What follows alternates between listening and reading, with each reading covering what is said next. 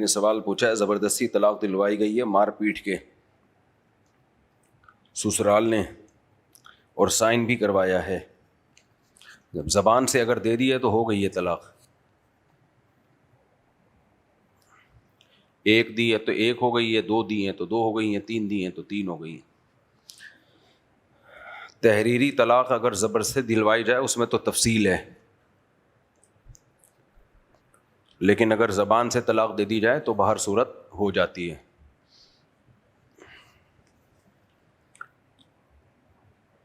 جب یہاں تک نوبت پہنچ جائے نا کہ سسرال والے زبردستی طلاق مانگ رہے ہوں تو پھر ویسے ہی دے دینی چاہیے, شرافت سے ہی. کرنا کیا ہے ایسی بیوی کو رکھ کے جو رہنا ہی نہیں چاہتی.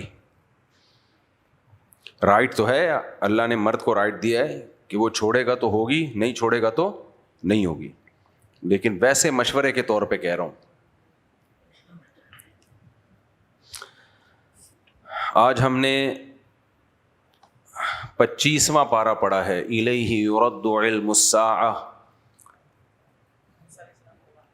وہ رہ گیا ابھی نا, اچھا ابھی پورا نہیں ہوا موسیٰ علیہ السلام, وہ مکمل کریں گے ہم انشاءاللہ.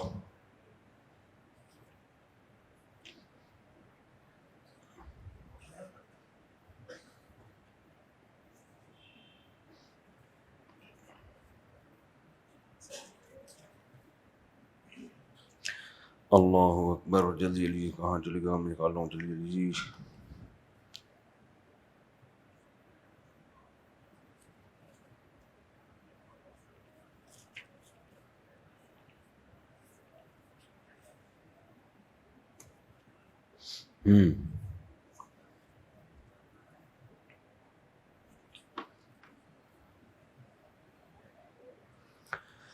حضرت موسیٰ علیہ السلام کا واقعہ چل رہا تھا. اس واقعے سے پہلے میں تھوڑی سی, کیونکہ چند دن رہ گئے ہیں رمضان کے, تھوڑی سی تو آپ کو قیام اللیل یا قیام رمضان یا تراویح کی میں آپ کو ترغیب ارادہ تھا آج تھوڑی دوں گا. لوگوں میں شروع میں تو بڑا جوش ہوتا ہے تراویح میں. دیکھو یہ جو رمضان کی رات ہے نا جس میں ہم تراویح پڑھتے ہیں, جس کو اسلاف نے اسے تراویح کا نام دیا ہے, حدیث میں اسے مطلق رکھا گیا ہے قیام رمضان. تو رات کو آپ تراویح پڑھیں یا تہجد پڑھیں وہ سب قیام رمضان میں داخل ہے. جو بھی نماز رمضان میں رات میں پڑھی جائے گی اس کو قیام رمضان کہا جائے گا. لیکن یہ ہیں الگ الگ نمازیں, تہجد الگ نماز ہے, تراویح الگ نماز ہے. تو اسلاف اس کا بہت زیادہ اہتمام کیا کرتے تھے, یہ جو تراویح پڑھی جاتی ہے. میں نے اس تراویح پہ پورا ایک مدلل بیان ریکارڈ کروایا ہے, اور بہت محنت کے بعد, ایسے ٹرخانے والا کام نہیں کیا. وہ بیان جب اپلوڈ ہونا تو چاہیے تھا رمضان سے کہ شروع میں ہی اپلوڈ ہو جاتا, لیکن مجھے نہیں اندازہ تھا کہ تحقیق میں اتنا زیادہ ٹائم لگ جائے گا. تو بہت زیادہ تحقیق کی ہے اس میں, آپ دیکھیں گے تو آپ کو اندازہ ہوگا کہ ٹرخانے والا کام نہیں ہے. جب ریسرچ ہوتی ہے نا تو پھر ریسرچ کا مطلب کیا ہوتا ہے, ریسرچ. تو وہ 1 مہینے کی بلکہ اس سے بھی زیادہ ٹائم لگا کے ریسرچ ہے, وہ ریسرچ ظاہر ہے 3-4 گھنٹے کی ہے. ٹائم انسان کا نا, ایک پیپر اگر ریسرچ کے بعد لکھے نا تو تحقیق کے بعد 1 صفحہ لکھنے میں مہینہ لگتا ہے. آج کل کے جو اسکالرز آ رہے ہیں نا ایسے دن دن ریسرچ پیپر شائع ہو رہے ہیں, ان کی کوئی ریسرچ ویسرچ نہیں ہوتی ہے. تو وہ تراویح والا بیان اب ہم نے لگا دیا اپلوڈنگ پہ, تھوڑے سا اس میں حوالے کچھ ایڈ کرنے ہیں. تو پہلے میں نے پورا وہ لکھ کے رسالہ لکھا ہے تراویح پہ, اس رسالے کو پھر میں ویڈیو ریکارڈنگ میں لا جاؤں. لیپ ٹاپ میں وہ رسالہ ہے, وہ بھی میں انشاءاللہ شائع کر دوں گا. تو ابھی تو ہمارا فوکس یہ تھا کہ ویڈیو ریکارڈنگ اس کی ہو. تو وہ جب اپلوڈ ہوگا تو آپ نے اس کو سننا ہے, آگے بھی پھیلانا ہے, کیونکہ اس کی اہمیت میری نظر میں 2 وجہ سے, تراویح کی 2 وجہ سے. نمبر 1, جس اہتمام سے نبی صلی اللہ علیہ وسلم نے رمضان کے روزوں کا حکم دیا ہے نا, قیام رمضان کا بھی اسی اہتمام سے حکم دیا ہے. رمضان اور تراویح یہ ساتھ ساتھ ملے ہوئے ہیں. ہمارے اہل حدیث بھائی جو کہتے ہیں نا رمضان اور غیر رمضان میں 8 ہی پڑھنی ہے, تو یہ تو آپ نے رمضان کی ویلیو کی حیثیت ہی ختم کر دی, کیونکہ رمضان میں بھی 8, غیر رمضان میں بھی 8, تو رمضان میں کیا فضیلت ہوئی, پھر رمضان میں کیا اسپیشل آپ نے پروٹوکول دیا رمضان کو. بلکہ الٹا جو 8 رکعتیں رات کے آخری وقت میں پڑھنی ہوتی ہیں وہ عشاء کے بعد پڑھ رہے ہوتے ہیں یہ لوگ. یعنی رمضان کی ویلیو تو بجائے بڑھانے کے اور زیادہ کم کر دی ہے. تو اس لیے تراویح اور رمضان یہ دونوں کیا ہیں؟ ساتھ ساتھ ہیں. ہاں روزہ فرض ہے اور تراویح سنت مؤکدہ ہے. ہمیشہ سے ایسا ہوتا رہا ہے, اس کو چھوڑا نہیں ہے اسلاف نے کسی قیمت پہ بھی تراویح کی نماز کو, کیونکہ وہ جانتے تھے کہ یہ عام سنت نہیں ہے. اس پہ سارے ریفرنسز میرے ویڈیو کلپ میں موجود ہیں کہ عام سنت نہیں ہے.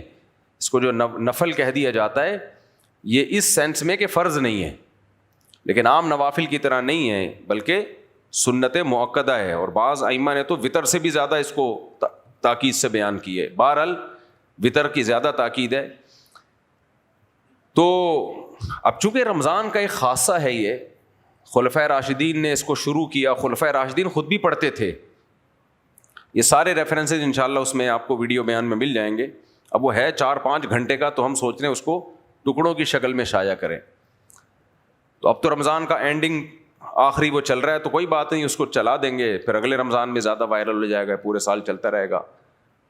تو یہ ایک وجہ تو یہ ہے اس کی, جو میں نے اس کو اتنی اہمیت دی اور اس میں پورا مہینہ میں نے مغز ماری کی ہے, بہت زیادہ مطالعہ کیا, بہت ہر طرح سے اس کو کور کیا ہے, کوئی اشکال انشاءاللہ اس میں چھوڑا نہیں ہے. تو آپ جب دیکھیں گے تو آپ کو اندازہ ہوگا کہ یہ تھوڑی محنت نہیں ہے. اور یہ بھی اندازہ ہوگا ریسرچ اس کو کہتے ہیں, جو آج کل کے محقق مارکیٹ میں ہول سیل کے حساب سے تحقیق بھائی کچھ بھی نہیں ہوتی. ایک حدیث وہاں سے دیکھی, ایک وہاں سے دیکھی, مارکیٹ میں کیا لے ہے؟ تحقیق ہے, اور اس کو تحقیق نہیں کہتے. تو وہ آپ نے زیادہ سے زیادہ اس کو وائرل کرنا ہے. اور میں اہل علم سے گزارش کروں گا کہ میں چھوٹا آدمی ہوں, لیکن وہ آپ علماء بھی سن لیں انشاءاللہ, وہ بھی بہت ان کی کلیئرٹی بالکل ٹھیک ٹھاک طریقے سے ہو جائے گی. آگے جب علماء عوام کو یہ مسئلہ بتائیں گے تو ان کو بھی آگے بیان کرنے میں آسانی ہوگی, کانفیڈنٹلی ایک بات بتا سکیں گے وہ. تو پہلی وجہ کیا ہوئی اس پہ میں نے اتنی محنت کیوں کی ہے؟ پہلی وجہ یہ ہوئی ہے کہ میری نظر میں اس مسئلے کی اہمیت اس وجہ سے بہت زیادہ ہے کہ رمضان کا آپ نے اگر 8 رکعت تراویح کر لی تو رمضان کی ویلیو ختم, جس کو حدیث میں بہت زیادہ 2 چیزیں رمضان کا خاصہ بیان کی گئی ہیں, دن کا روزہ اور رات کی تراویح. دوسری بات یہ کہ آپ جب وہ میرا ویڈیو کلپ سنیں گے انشاءاللہ, ویڈیو کلپ کیا پورا بیان ہی ہے, کلپ تو شارٹ چھوٹے موٹے چیزوں کو کہا جاتا ہے, وہ تو پورا ایک 4-5 گھنٹے کی پریزنٹیشن سمجھ لیں آپ. تو آپ کو اندازہ ہوگا یہ مسئلہ اجماعی تھا, اور اتنا زبردست اجماع اس پر ہوا ہے کہ چند ہی مسائل ہیں جن پر ایسا زبردست اجماع ہوا ہو. اجماع کہتے ہیں کہ کسی بھی دور میں پوری امت کسی ایک مسئلے پہ جمع ہو جائے تو اس کو اجماع کہتے ہیں. جبکہ اس مسئلے میں کسی دور میں نہیں, 1300 سال امت جمع رہی ہے. 1300 سال, 1-2 اقوال ہمیں ملتے ہیں اس کے خلاف. 1300 سال امت نے کسی مسئلے پر اتفاق کیا ہو, اس کے بعد آ کے اس میں رکھنا ڈالنا اور مسجدوں میں 8 رکعت تراویح شروع کرا دینا, یہ پھر اس کی علامت ہے کہ جب نئے لوگ آئیں گے نا دین کے علم کی طرف اور ان چیزوں سے متاثر ہوں گے, تو وہ پھر اسلاف کو معاذ اللہ بے وقوف سمجھنا شروع کر دیں گے کہ دین تو ہم نے سمجھا ہے, صحابہ, تابعین, چاروں ائمہ اور پوری امت یہ تو ایسا ہی تھی. تو جب ایک دفعہ امت پہ اعتماد اٹھتا ہے تو بریکیں فیل ہو جاتی ہیں, پھر غامدیت کا دروازہ یہیں سے کھلتا ہے. سمجھ میں آ رہی؟ قرآن و حدیث کا نام غامدی صاحب بھی لیتے ہیں. فرق کیا ہے؟ غامدی صاحب قرآن و سنت کی وہ تشریح جو غامدی صاحب کی سمجھ میں آئے, ہم کہتے ہیں قرآن و سنت کی وہ تشریح جس پر امت نے عمل کیا. یہ امت غلط نہیں ہو سکتی, اس امت کی بڑی ویلیو اللہ کی نظر میں, یہ یہود و نصارہ والی امت نہیں ہے, یہ محمد صلی اللہ علیہ وسلم کی امت ہے, اللہ کے حبیب کی امت ہے, اللہ کے آخری نبی کی امت ہے. یہ امت کو آپ یہودیوں پر, عیسائیوں پر قیاس نہیں کر سکتے. اس میں تعامل امت کا عمل متواتر, اس کی بہت بڑی ویلیو ہے. یہ ساری چیزیں آپ میرے اس ویڈیو بیان میں انشاءاللہ سنیں گے, دیکھیں. میں نے بہت سارے پروگرام اپنے کینسل کیے, اور مجھے یہ 8 سال 10 سال پہلے یہ کام کر لینا چاہیے تھا, لیکن وہ اتنا زیادہ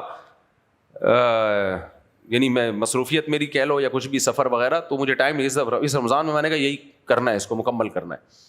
تو اس لیے وہ آپ لوگوں نے لازمی سننا ہے. اور دوبارہ ریپیٹ کر دوں, 2 وجہ سے اس کو میں نے ویلیو دی ہے. امت کا اجماع, 20 رکعت تراویح, کم سے کم 20 رکعت تراویح پر امت کیا ہے؟ متفق, اور صدیوں متفق رہی ہے. اور خلفائے راشدین نے اس کو پوری دنیا میں پھیلایا. حضرت عمر نے آرڈر دیے باقاعدہ کہ مسجدوں میں یہ شروع کرو. اس کو ایسے اڑا دیا. اب دیکھو 8 رکعت پڑھ کے لوگ نکل رہے ہوتے ہیں, آپ 2 رکعت پڑھ کے نکل جاؤ, آپ نہ ہو, لیکن یہ مت کہو کہ یہ سنت ہے. اگر کسی میں سستی ہے نہیں پڑھ رہا تو سنت کا لیبل نہ لگائے. کم سے کم جس پر صحابہ, تابعین, مجتہدین کا اجماع ہوا ہے, کم سے کم کتنی رکعتوں پر ہوا ہے؟ 20 رکعتوں پر. اور امام ابو حنیفہ چونکہ بدعت کے بارے میں بہت سخت ہیں, 2 چیزیں یاد رکھنا کام آئیں گی انشاءاللہ. سب سے زیادہ بدعت کے معاملے میں یا بدعت سے سب سے زیادہ دور جو فقہ ہے نا, وہ فقہ حنفی ہے. سمجھ میں آ رہی ہے بات؟ یعنی فقہ حنفی میں بدعت کے معاملے میں جتنی شدت آپ کو ملے گی باقی فقہ میں نہیں ملے گی, حتیٰ کہ اہل حدیثوں میں بھی نہیں ملے گی آپ کو. اس کی ایک مثال تراویح ہے. فقہ حنفی میں تراویح کی جماعت 20 رکعت سے زیادہ جائز نہیں ہے, باقی تینوں فقہ میں جائز ہے. کیوں جائز ہے؟ وہ کہتے ہیں بھائی جب حضرت عمر نے 20 پڑھائی ہیں تو اگر کوئی زیادہ بھی پڑھا دے تو سنت ہے نا, تو پڑھا لیں. امام حنیفہ کہتے ہیں کہ آپ عید کے بعد جماعت سے تراویح کی نماز نہیں پڑھ سکتے, آپ نفل کے طور پہ بھی نہیں پڑھ سکتے. کیوں؟ ثبوت نہیں ہے. تو رمضان میں بھی جتنی رکعتوں کا ثبوت ہوگا اتنی جماعت سے پڑھ سکتے ہیں, اس سے زیادہ انڈیویجولی پڑھیں, جماعت سے نہیں پڑھ سکتے. انڈیویجولی آپ 20 کیا 40 پڑھ لو, 36 پڑھ لو, جتنی مرضی پڑھ لو, ساری رات پڑھ لو. کہتے ہیں جماعت سے جتنا ثبوت ہے اس سے زیادہ نہیں پڑھ سکتے. تو بدعت کے معاملے میں امام ابو حنیفہ میں سختی ہوئی کہ نہیں ہوئی کہ بھائی جو چیز جتنی جس درجے کی ثابت ہوگی اس کو اتنا لیا جائے گا, اس میں اپنی طرف سے ایڈیشن نہیں ہوگی. تو فقہ حنفی بدعات سے سب سے زیادہ دور ہے, حنفی دور نہیں ہے. نہیں سمجھ میں آ رہی؟ 2 چیزیں الگ الگ ہیں. ایک ہے حنفی, جو حنفی لوگ ہیں ان میں بدعتیں بہت زیادہ ہیں, حنفیوں میں بدعتیں بہت ہیں. آج کل جو چل رہی ہیں سارے حنفیوں کی بدعتیں ہی تو ہیں. میں فقہ حنفی کی بات کر رہا ہوں, حنفیوں کی بات نہیں کر رہا. امام ابو حنیفہ کے عقیدے بہت صاف ستھرے تھے اور بدعت سے بہت دور تھے. وہ بعد کے لوگوں نے بہت, دنیا بھر میں جاؤ جہاں جہاں حنفی لوگ ہیں یا شافی بھی ہیں, بدعتی شافیوں میں بھی بہت ہوتے ہیں, حنفیوں میں بھی بہت ہوتے ہیں. تو اس لیے اس کی مثال ایسے جیسے مسلمان 2 نمبر ہوتے ہیں لیکن اسلام تھوڑی, اسلام تو بھائی بہت پاکیزہ مذہب ہے. تو مسلمان کے عمل کو دیکھ کے کہنا کہ اسلام ایسا ہے, تو بھائی ہمارا عمل برا ہو سکتا ہے, اسلام برا نہیں ہے. تو امام حنیفہ کا جو فقہ ہے جس کو فقہ حنفی کہا جاتا ہے بہت مضبوط فقہ ہے دلائل کی دنیا میں, اور بدعت سے سب سے زیادہ دور ہے. عقیدے بالکل 2 اور 2 4 کی طرح کلیئر ہیں اس میں. بعد کے لوگوں نے بڑی بڑی گڑبڑیں کی ہیں اور آج بھی ہیں بہت ساری, بہت کچھ ہو رہا ہے, اور وہ ساری گڑبڑیں امام حنیفہ کے کھاتے میں ڈال دیتے ہیں. تو اس لیے میں نے 2 وجہ سے اس مسئلے کو بہت اہمیت دی ہے کہ دنیا بھر میں اب یہ خبریں آ رہی ہیں فلاں جگہ 8 شروع ہو گئیں, فلاں جگہ 8 شروع ہو گئیں.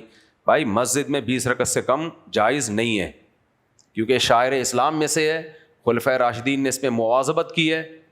تو مسجد میں جب بھی قائم کی جائے گی وہی جس کا حضرت عمر نے حکم دیا تھا. ہاں جماعت مسجد میں 20 ہو, پھر جس میں جتنی توفیق ہے وہ پڑھ لے.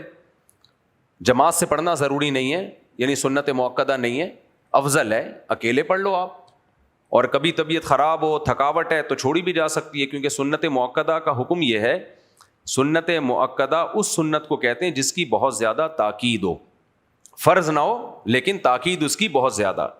اب فرض نہ ہو, واجب نہ ہو, تاکید ہو, اس کا مطلب کیا ہے؟ مطلب یہ ہے کہ واجب وہ ہوتا ہے جس کو چھوڑیں گے تو گناہ ہوگا, سنت موقدہ وہ ہوتی ہے جس کو چھوڑیں گے تو گناہ کا خطرہ ہے لیکن قابل ملامت ہوگا وہ شخص, اس کو برا بلا کہا جائے گا کہ برا کر رہا ہے. ایک رمضان کی ایک زینت تھی اور جو بالکل اس میں کوئی نبی کے احکامات کو جتنی آپ نے تاکید کی کوئی ویلیو نہیں دے رہا. اس کی میں آسان مثال دیتا ہوں. فجر کی 2 سنتیں یہ سنتیں مؤکدہ ہیں, واجب نہیں ہیں, لیکن کوئی چھوڑتا ہے کبھی ان کو؟ حتیٰ کہ ان کو سفر میں بھی نہیں چھوڑا جاتا. کوئی چھوڑے گا تو لوگ کہیں گے کیا کر رہا ہے بھائی, فجر کی 2 فرض 2 سنتوں کے ساتھ پڑھے جاتے ہیں. اور آسان مثال دیتا ہوں, یہ میں اس لیے ڈیٹیل بیان کر رہا ہوں کہ آج کل کے اسکالرز نے سنت موقدہ کو بھی ڈکشنری سے نکال دی ہے کہ یہ کچھ بھی نہیں ہوتا, مولویوں کی بنائی ہوئی چیزیں.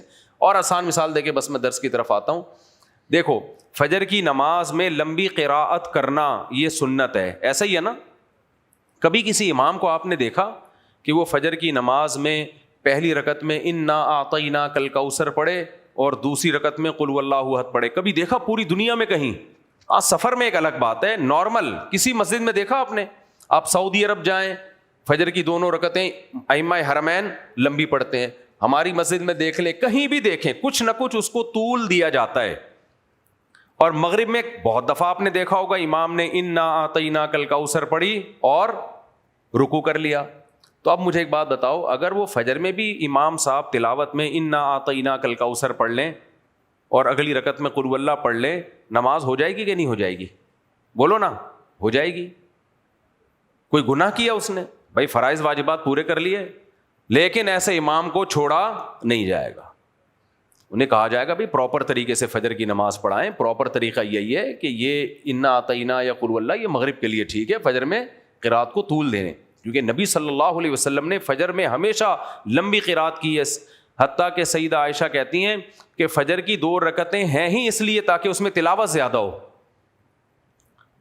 تو اب کوئی بھی یہ نہیں کہتا کہ فجر میں لمبی تلاوت واجب ہے,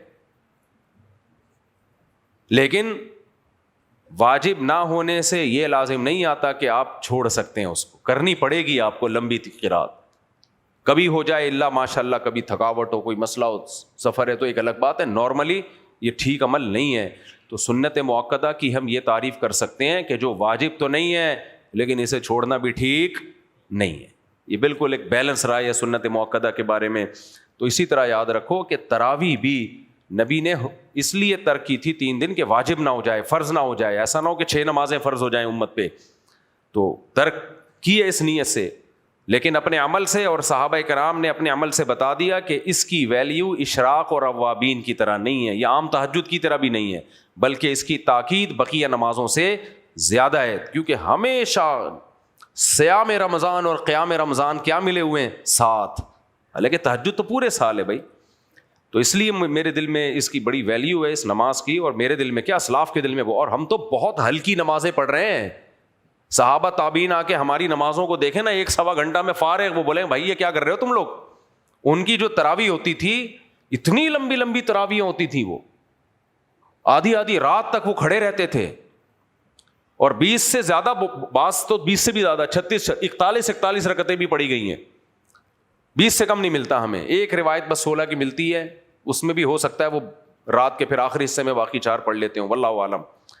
تو اس لیے وہ آپ نے بیان تسلی سے سننا بھی ہے اور اس کو آگے وائرل کرنا بھی ہے. جیسے ہی اپلوڈ ہو جائے نا, اور خاص طور پہ یورپ امریکہ میں جو کیونکہ علم وہاں کم ہے, تو وہ پھر متاثر ہو رہے ہیں. اب حرمین میں بھی 10 کر دی ہیں. 1400 سال میں پہلی دفعہ ایسا ہوا ہے کہ حرمین میں 10 تراویح ختم کر دی. تو جو حرمین میں جاتے ہیں 10 رکعتیں وہاں امام کے پیچھے پڑھیں, باقی پھر 10 رکعتیں اپنے ہوٹل میں آ کے یا وہیں مسجد میں چاہے اکیلے پڑھ لیں, جماعت سے ضروری نہیں ہے. جماعت سے فضیلت ہے لیکن ضروری نہیں ہے. لیکن وہ 20 رکعتیں وہاں جا کے مکمل کریں. اس کو کبھی کبھار ہو جائے تو ایک الگ بات ہے, لیکن اس کا معمول نہیں بنانا چاہیے. تو اب چونکہ دین میں بہت زیادہ لوگوں میں سستی آ رہی ہے. ایک تھا, ہم نے دیکھا ہے جو تراویح پڑھنے والے لوگ ہیں, زمین آسمان ادھر سے ادھر ہو جائے. مولانا حسین مدنی رحمۃ اللہ جیل میں تھے جب رمضان, انگریز کی جیل میں, تو ان کے شاگرد بھی تھے, حافظ نہیں تھے یہ. تو جب رمضان آئے انہوں نے کہا بھائی یہ تو ہم تو تراویح تو رہ جائے گی ہماری, محلے میں تو ہم مسجد میں جا کے پڑھ لیا کرتے تھے, یہاں تو رہ جائے گی. حافظ دونوں میں سے کوئی نہیں تھا. تو صبح پارا یاد کرتے تھے اور شام کو سناتے, روزانہ ایک پارا حفظ کر کے. کہا تراویح نہیں ہم ناغہ کر سکتے. وجہ کیا تھی کہ اسلاف نے اس کا ناغہ نہیں کیا ہے بہت شدت سے. اور 8 رکعتیں کوئی ایک, حضرت عمر سے جو روایت ہے نا کہ 8 رکعتیں پڑھائی ہیں, وہ تو مسترب روایت ہے, اس کی میں نے پوری تفصیل بیان کی ہے. باقی اس کے علاوہ اس کے ایک ضعیف ہونے کی ایک یہ بھی دلیل ہے, اسلاف میں کسی سے موضوع من گھڑت روایت بھی نہیں ہے کہ 8 رکعت پڑھی ہو, کوئی موضوع من گھڑت روایت بھی نہیں ہے. تو یار یہ صحابہ تابعین, آپ ان سے زیادہ آگے نکل گئے ہو قرآن و سنت سمجھنے میں. کہتے ہیں اصل 8 سنت ہیں, ان کو نہیں پتا تھا اصل کتنی سنت ہے. اس لیے میری نظر میں اس کی ویلیو ہے. اور دوسری بات یہ کہ اس میں جو سستی ہوتی ہے نا, شروع میں بڑا جوش ہوتا ہے, 2-4 دن کے بعد پھر میں نے دیکھا ہے لوگ کھڑے ہوئے ہیں کہ یار کب رکوع ہوگا, ایسے کھڑے ہوئے, پھر گن رہے ہوتے ہیں یار کوئی یوں کر رہا ہوتا ہے, کوئی یوں کر رہا ہوتا ہے. تو کوئی بات نہیں, اسی طرح پڑھ لو, تھکاوٹ سے پڑھ لو. اسلاف کی سنت زندہ ہو جائے, صحابہ تابعین کی, نبی کی. اور نبی نے جو قیام رمضان کا حکم دیا, اس قیام رمضان کی نماز سے کنایا ہے, اس میں رکوع بھی زیادہ, سجود بھی زیادہ. تو اللہ کو یہ ادا پسند آئے گی. نبی صلی اللہ علیہ وسلم نے فرمایا, اللہ تعالیٰ کہتے ہیں الا تصفون کما تصف الملائکہ, فرشتے جب اللہ کی حمد و ثنا کرتے ہیں وہ بھی صف بنا کے کرتے ہیں.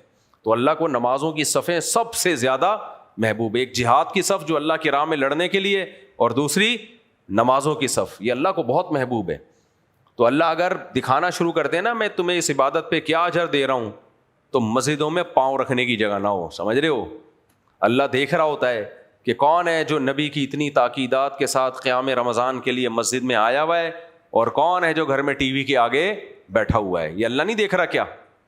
بے شک یہ جوائیاں لے رہا ہے, تھکاوٹ ہے, کبھی ایک پاؤں پہ کبھی دوسرے پاؤں پہ, لیکن بھاگتا نہیں ہے. صحیح ہے نا, اللہ کا حکم سمجھ کے کھڑا ہوا ہے.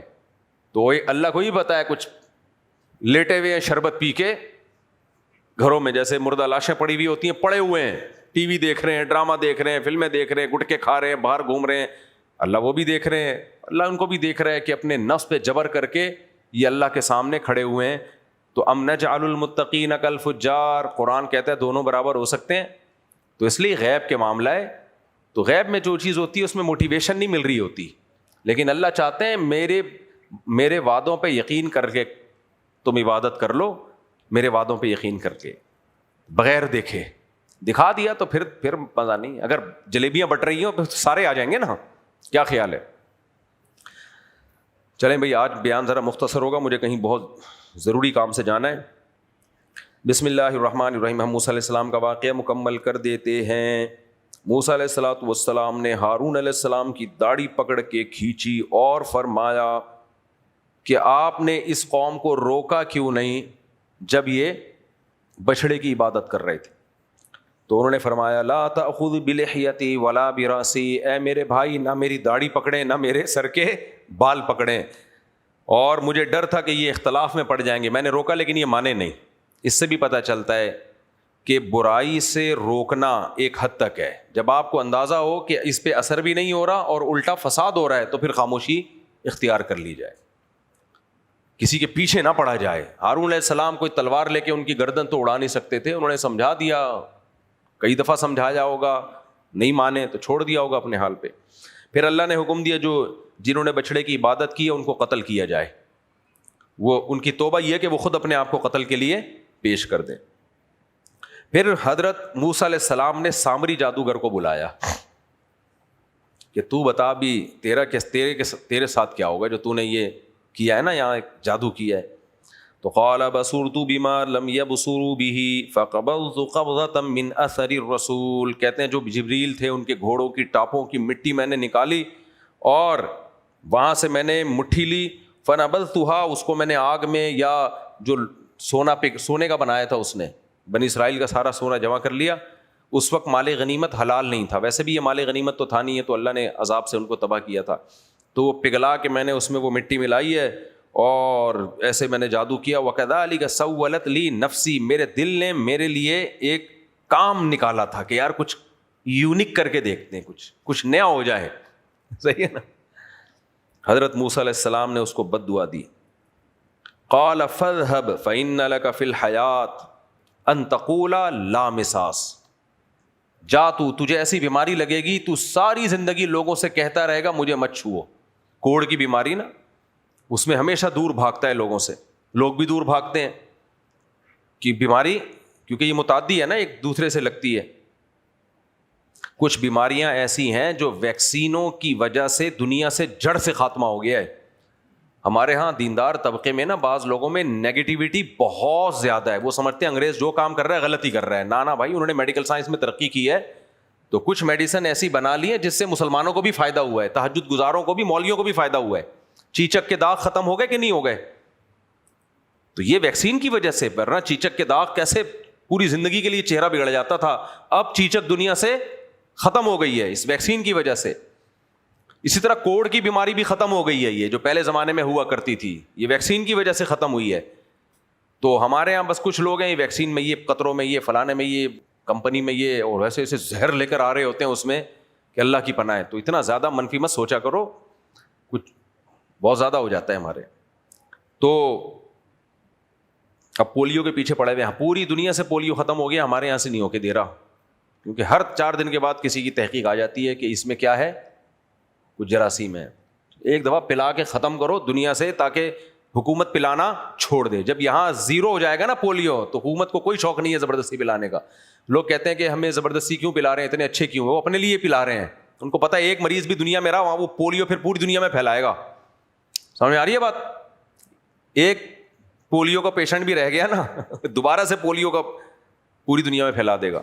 آگے چلتے ہیں ہم. یہ اس ٹاپک آج میں بہت زیادہ دائیں بائیں چلا گیا ہوں, لیکن خیر ہے, چلتا ہے. قال فاذهب فإن لك في الحياة أن تقول لا مساس وإن لك موعدا لن تخلفا. اور کہے تو دنیا کی سزا ہے, اور ایک دن ایسا آنے والا ہے جس کا اللہ نے تجھ سے وعدہ کیا, وہ حساب و کتاب کا دن, اور اللہ اس میں وعدہ خلافی نہیں کرے گا. وہ جہنم کی سزا الگ ہے تیرے لیے. وانظر الى الہک الذی ظلت علیہ عاکفا. سب سے مزیدار کام یہ ہوا ہے جو میں عاملوں کے ساتھ کرنے کا بولتا ہوں آپ لوگوں کو. حضرت موسیٰ علیہ السلام نے کہا کہ تو نے جو خدا بنایا ہے نا, جس کو تو نے کہہ دیا معبود, اور بنی اسرائیلی وہ ایسے معتکف بن کے بیٹھے رہتے تھے اس کے ارد گرد نا, ایسے کر کے بچھڑے کے ارد نا, ایسے کہ کوئی کالی ماتا ہے, کوئی پہنچی ہوئی چیز ہے یہ. ویسے تو گولڈن ماتا تھی, وہ سونے کا تھا نا, گولڈن ماتا ایسے یوں کر کے بیٹھے رہتے تھے. جو لوگ پتھروں کو پوجتے ہیں اسی طرح کی عبادت ہوتی ہے نا. میں نے تو وہاں میانمار میں دیکھا, برما میں, ایک بت کے سامنے ایسے پہلی دفعہ میں نے لائیو دیکھا, ایسے بیٹھے ہوئے. میں نے کہا خیر اللہ بچائے ہمیں اس مصیبت سے. تو کہا کہ ظلت علیہ عاکفہ, جس کے گرد تم سب بیٹھے ہوئے تھے نا, ابھی دیکھو میں اس کا کرتا کیا ہوں. لنحرقنہ, جلایا اس کو آگ میں, ثم لننسفنہ, پھر اس کی راکھ کو دریا میں بہا دیا, بیڑا غرق کر دیا ان کے معبود کا. یہ میں کیوں اتنی اہمیت سے بیان کر رہا ہوں؟ وہم اور توہم پرستی اس کے بغیر نکلتی نہیں ہے. سمجھ میں آ رہی ہے بات؟ توہم پرستی جو ہے نا کہ شاید کچھ ہو جائے, بھائی کچھ تو ہے نا, کوئی روح آئی ہوئی ہو اس میں.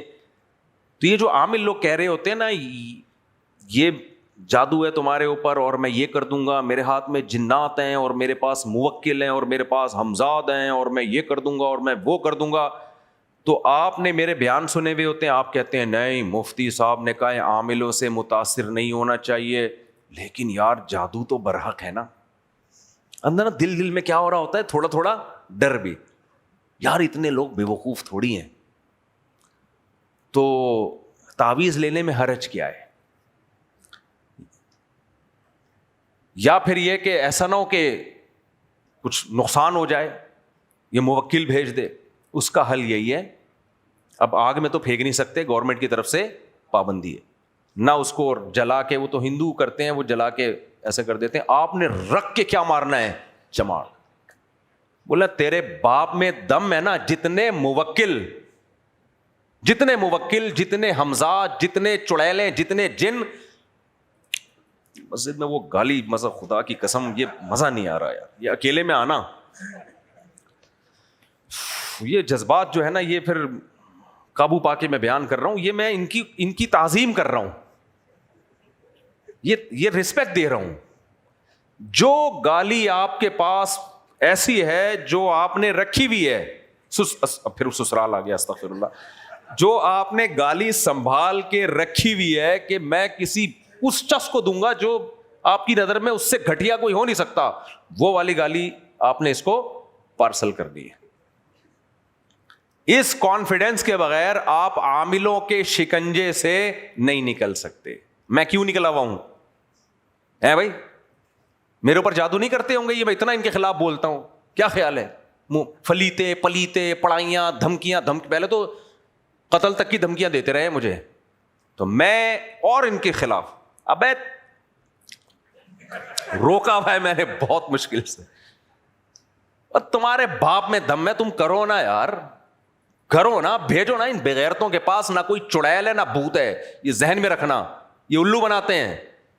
اور میں پھر کانفیڈنٹلی کہہ رہا ہوں, میں 2 نمبر عاملوں کے خلاف نہیں ہوں, یہ یاد رکھنا. میں ان کے خلاف ہوں جن کو تم 1 نمبر سمجھتے ہو. 2 نمبروں کو تو میں لفٹ ہی نہیں کراتا, وہ تو لفٹ تو ان کو بھی نہیں کراتا, لیکن ان سے بولتا بھی نہیں ہوں میں ان کے خلاف. یہ جو کہتے ہیں نا مفتی صاحب ایکچولی 2 نمبر لوگ بھی بہت ہیں, بھائی 2 نمبر ہی ہیں, 2 نمبر لوگ بہت ہیں. میں ان عاملوں کی بات کر رہا ہوں جو رائے بنڈ کا مقیم ہے, جو تبلیغی ہے, جو دیوبندی ہے, جو بزرگوں کا مجاز ہے, صحبت یافتہ ہے, خلیفہ ہے بزرگوں کا, وہ الو بنا رہا ہے. ہاں ایک فیور میں دیتا ہوں, سارے 2 نمبر نہیں ہوتے ان میں, سارے 2 نمبر نہیں ہوتے. 1% ایسے ہوتے ہیں جو بیچارے ہوتے نیک ہیں لیکن اتنے کھسک چکے ہوتے ہیں عملیات کر کر کے کہ اوپر کی کھوپڑی بالکل 180 ڈگری پہ گھوم گئی ہوتی ہے. ویسے تو 180 پہ گھوم کے واپس نہیں آ جائے گی, 90 نہیں سوری, ہاں 180 پہ صحیح ہے, وہ 360 ہوتے ہیں. لیکن ویسے بھی اگر 360 پہ گھوم کے واپس آئے تو وہ والی کنڈیشن تو نہیں ہے نا, یہ تو گھوم کے واپس آئی ہے نا. تو 180 فی الحال ہم 180 سمجھ آسانی سے آ جاتے, 360 پہ گھماؤں گا تو وہ پھر سمجھے گا کہ میں ٹھیک ہو گیا ہوں گھوم کے. تو 180 ٹھیک ہے. تو یہ عملیات کرتے ہیں, کسی نے ان کو بتا دیا ہوتا فجر کے بعد یہ پڑھو, ظہر کے بعد یہ پڑھو, کر رہے ہوتے ہیں. تو اس سے کیا ہو جاتی ہے, کھوپڑی کھسک جاتی ہے, پاگل ہو جاتے ہیں. میں نے نیک لوگوں کی بات کر رہا ہوں, وہ پاگل ہو گئے ہیں. پھر ان کو ایسا لگتا ہے اس پہ موکل, اس پہ چڑیل, حمزہ, پھر وہ بیچارہ پاگل ہو گیا. میرے ہے وہ نیک آدمی لیکن ہو کیا گیا ہے پاگل. تم تھوڑی پاگل ہو. کبھی دنیا میں کسی پاگل سے بھی علاج کرایا جاتا ہے؟ علاج ہمیشہ ان لوگوں سے جن کو جو نارمل, اور نارمل کو آپ کے ساتھ کوئی نہ جن نظر آئے گا نہ چڑیل, کیونکہ جن اور چڑیل کے لیے جو فریکوینسی چاہیے نا وہ فریکوینسی انسانوں کے پاس ہے ہی نہیں. اگر اس کو نظر آ رہا ہے اس کا مطلب اس کی فریکوینسی کیا ہو گئی ہے, آؤٹ ہو گئی ہے. اس کو کیا کرنا ہے, ایڈجسٹمنٹ کی ضرورت ہے اس کو. تو پاگل ہو گیا وہ. تو میرے سے سیکھو یار, میں صبح و شام ان کو گالیاں دیتا ہوں, تمہارے میں دم ہے تو تم آؤ اور کچھ کرو. تو آؤ, تو کچھ کیا انہوں نے, اور انشاءاللہ ویسے بھی نہیں کر سکتے. ہاں اللہ کسی کو کوئی نقصان پہنچانا چاہے تو کسی کا باپ نہیں روک سکتا بھائی, اور اللہ فائدہ پہنچانا چاہے تو کسی کا باپ بھی رکاوٹ نہیں بن سکتا. تو یہ جتنے ہیں نا چغتائی مغتائی اور یہ فلانے ڈمکانے اور یہ سب تم لوگ جیسے لوگوں کو بیوقوف بنانے کے لیے ناخنوں پہ تیل لگا لو اور یہ کر لو اور فلانا کر لو ڈمکانا, یہ منجن. اور میرے سامنے آ کے خدا کے لیے مت تعریفیں کیا کرو. میں بہت مشکل سے اپنے آپ کو روک کے رکھوں. موسیٰ علیہ السلام نے چماٹا مارا تھا نا, اس سے تو بندہ ویسے ہی مر گیا تھا. تو وہ نے تو اس ارادے سے مارا تھا کہ مرے نہیں, میں تو اس ارادے سے ماروں گا کہ مرے کم وقت. چلو آج سارا درس عاملوں کی نظر ہو گیا, لیکن کوئی بات نہیں, ایک بات بھی ہو جائے کام کی ہو جائے, یہ بہت اچھی ہے. تو موسیٰ علیہ السلام نے ایسے نہیں کیا کہ دیکھو اب ان کا معبود ہے تو کچھ ہے نا, اور بنی اسرائیل کو کہا کہ اب اس کو احترام کے ساتھ تو ایسا برد کر دو اس کو. تو کچھ بھی نہیں بھائی, نہیں بوس نہیں, کچھ اور الگ ایک لفظ تھا میں بھول گیا, بڑا کامن, سمندر برد کچھ ایسا لفظ تھا, بڑا مہذب سا لفظ تھا. تو اب اس کو ہم اٹھا کے یوں کر دیں نا, موسیٰ علیہ السلام نے اس کو جلا کے اس کی راکھ کو میں کہاں پھینک دوں گا, پانی میں, بالکل ہی واٹ لگا دوں گا اس کی میں, تو تاکہ ان کے دل سے نفرت نکلے. اور بعض علماء نے کہا ہے کہ جو اللہ نے بنی اسرائیل کو حکم دیا تھا نا گائے ذبح کرو, اس میں بھی یہ حکمت تھی کہ گائے کا تقدس تھا ان کے دلوں میں بہت عرصے سے, گائے کا تقدس. تو تقدس نکالنے کے لیے کہ یہ گائے ہے, یہ دودھ دے اچھی بات ہے, نہیں دے کاٹ کے کھا جاؤ, کوئی مقدس نہیں ہے. اب مشرک جو ہے نا, اب دیکھو جو گائے کو مقدس مانتا ہے وہ اگر اسلام بھی قبول کر لے تو کچھ وقت تو اس کے دل میں رہے گا نا تقدس. ساری زندگی جس نے گائے کے سامنے یوں کیا اور ساری زندگی اس کو ماتا کہا اور ساری زندگی اس کے سامنے سجدے کیے ہوں, اس کو مقدس مانا, وہ اگر اسلام قبول بھی کر لے تو بھی تھوڑا سا تو رہے گا کہ یار بہرحال مقدس ہے. تو اسلام کہتے ہیں نہیں, جب اسلام میں کنورٹ ہوئے ہو تو مکمل کنورٹ ہونا پڑے گا. تو پھر اسلام اس سے وہ کام کروائے گا کہ تمہارے دل سے اس کا تقدس نکلے. پھر اسلام کہے گا تم نے بکرا نہیں کاٹنا, تم نے اونٹ نہیں نہر کرنا, تم نے قربانی میں کیا کرنا ہے, گائے. تقدس نکالو. آپ کہہ سکتے ہو یہ تو بیچاری گائے پہ ظلم ہے کہ وہ اتنی پیاری چیز ہے, اس کا تقدس کیوں نکالا جا رہا ہے. قرآن میں اللہ نے بتا دیا وَسَخَّرَ لَكُمْ, ساری کائنات سرونٹ ہے, مسخر ہے. آپ کا جو نوکر ہے نا وہ آپ کے لیے مسخر ہوتا ہے, سرونٹ ہوتا ہے. تو سرونٹ مقدس نہیں ہوتا. یہ ساری کائنات میرے اور آپ کی خدمت کے لیے بنی ہے.